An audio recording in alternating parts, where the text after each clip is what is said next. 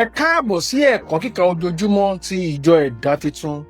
Òní ọjọ́ 21 oṣù keje ọdún 2025. Àkòrí: fífi ọ̀rọ̀ rẹ̀ sí ọkàn àyà rẹ. Ìwé orin, orin 3:1-9. Olúwa mi, wá dán inú mi wò. Ẹ̀kọ́ àkọ́sórí: ọ̀rọ̀ rẹ ni mo pamọ́ ní àyà mi, kí èmi kí ó má baà ṣẹ̀ sí ọ. Ìwé orin Dafidi, orí 119, ẹsẹ̀ 11. Bíbélì kíkà: ìwé Kíróníkà kejì, orí 6, ẹsẹ̀ 11-18. Àti nínú rẹ̀ ni mo fi àpótí ẹ̀rí náà sí, nínú èyí tí májẹ̀mú Olúwa wà, tí ó bá àwọn ọmọ Ísírẹ́lì dá. Òun sì dúró níwájú pẹpẹ Olúwa, níwájú gbogbo ìjọ ènìyàn Ísírẹ́lì. Ó sì tẹ́ ọwọ́ rẹ̀ méjèèjì, nítorí Sólómọ́nì ṣe àga idẹ kan, ìgbọ̀nwọ́ 5 ní gígùn, àti ìgbọ̀nwọ́ 5 ní gbígbòòrò, àti ìgbọ̀nwọ́ 3 ní gíga. Ó sì gbé sí àárín àgbàlá náà. Lórí rẹ̀ lé ó dúró, ó sì kúnlẹ̀ lórí eékún rẹ̀ níwájú gbogbo ìjọ ènìyàn Ísírẹ́lì.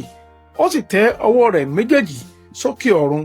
Ó sì wí pé, Olúwa Ọlọ́run Ísírẹ́lì, kò sí Ọlọ́run tó dàbí rẹ lé ọ̀run tàbí ní ayé, tí ń pa májẹ̀mú mọ́ àti àánú fún àwọn ìránṣẹ́ rẹ̀, tí ń fi tọkàntọkàn wọn rìn níwájú rẹ.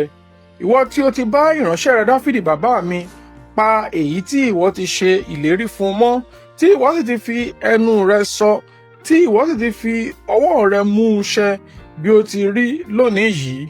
Ǹjẹ́ nísinsìnyí, Olúwa Ọlọ́run Ísírẹ́lì, bá ìránṣẹ́ rẹ Dáfídì bàbá mi pa èyí tí ìwọ ti ṣe ìlérí fún un mọ́, wípé a kì yóò fẹ́ ọkùnrin kan kù lé ojú mi láti jókòó lórí ìtẹ́ Ísírẹ́lì, kìkì bí àwọn ọmọ rẹ̀ bá kíyèsí ọ̀nà wọn, láti máa rìn nínú òfin mi bí ìwọ ti ń rìn níwájú mi.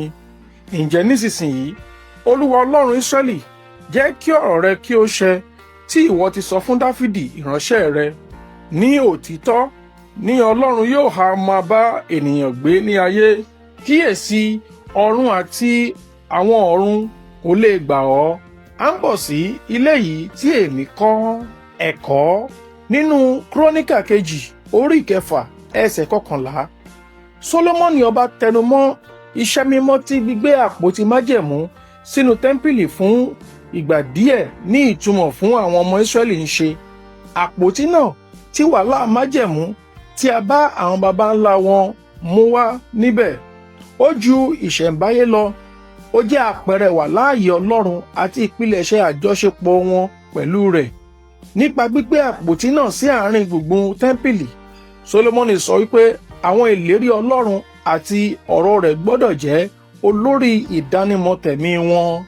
Bí àdúrà náà ṣe ń lọ ní ẹsẹ̀ 12 sí 14, Sólómọ́nì kúnlẹ̀ níwájú gbogbo ìjọ, ó sì gbé ọwọ́ rẹ̀ sókè ọ̀run. Ìdúró rẹ̀ ń sọ̀rọ̀ púpọ̀. Ó jẹ́ ọkàn ti ìtẹríba, ìbọ̀wọ̀ àti ìgbẹ́kẹ̀lé lápapọ̀ sí Olúwa. Àkókò ìjọsìn yìí ń fi ọkàn àyà ṣáájú ẹ̀mí tòótọ́ hàn. Ó bẹ̀rẹ̀ pẹ̀lú ìrẹ̀lẹ̀, ó sì gbé Ọlọ́run ìkan ṣoṣo ga. Ìwé Míkà orí 6, ẹsẹ̀ 8 rán wa létí pé kí ni Olúwa béèrè lọ́wọ́ rẹ bí kò ṣe láti ṣe òdodo, àti láti fẹ́ àánú, àti láti bá Ọlọ́run rẹ rìn pẹ̀lú ìrẹ̀lẹ̀. Yálà a máa darí ní gbangba tàbí ní ìkọ̀kọ̀, a ní láti wá ojú Ọlọ́run, ká sì bọlá fún ìṣòtítọ́ rẹ̀. Ní àwọn ẹsẹ̀ 15 àti ẹsẹ̀ 17, Sólómọ́nì ṣe ayẹyẹ ìmúṣẹ ìlérí Ọlọ́run fún Dáfídì. Ó sì bẹ̀bẹ̀ fún ìdúróṣinṣin títẹ̀síwájú nípa ìjọba tirẹ̀. Kò ṣiyèméjì agbára Ọlọ́run. Kàkà bẹ́ẹ̀, ó fi ìgboyà béèrè lọ́wọ́ Ọlọ́run pé kí ó mú ohun tí òun ti sọ ṣẹ. Èyí fi ìgbẹ́kẹ̀lé jíjìnlẹ̀ hàn nínú ìwà àti ìgbẹ́kẹ̀lé Ọlọ́run. Ní gbogbo àkókò, àwọn ìlérí Ọlọ́run wà dájú. Gẹ́gẹ́ bí Sólómọ́nì, a gbà wá ní ìyànjú láti dúró lórí ọ̀rọ̀ Ọlọ́run tí kò lè yí padà, ní gbígbẹ́kẹ̀lé láti parí ohun tí ó ti bẹ̀rẹ̀ nínú ìgbésí ayé wa. Ìwé Fílípì orí 1, ẹsẹ̀ 6. Ẹ̀kọ́ àmúrelé. Gẹ́gẹ́ bí Kìrìsìtẹ́nì, A pè wá láti fi ọ̀rọ̀ Ọlọ́run sí àárín gbogbo ohun tí a bá ń ṣe. Àdúrà. Olúwa, ràn mí lọ́wọ́ láti bọlá fún wíwá rẹ ní ìgbésí ayé mi nípa gbígbé ní ìrẹ̀lẹ̀, gbígbẹ́kẹ̀lé àwọn ìlérí rẹ àti mímú ọ dúró ní àárín gbogbo tí mo bá ń ṣe. Àmín. Títí di ọ̀la, ó dàbọ̀.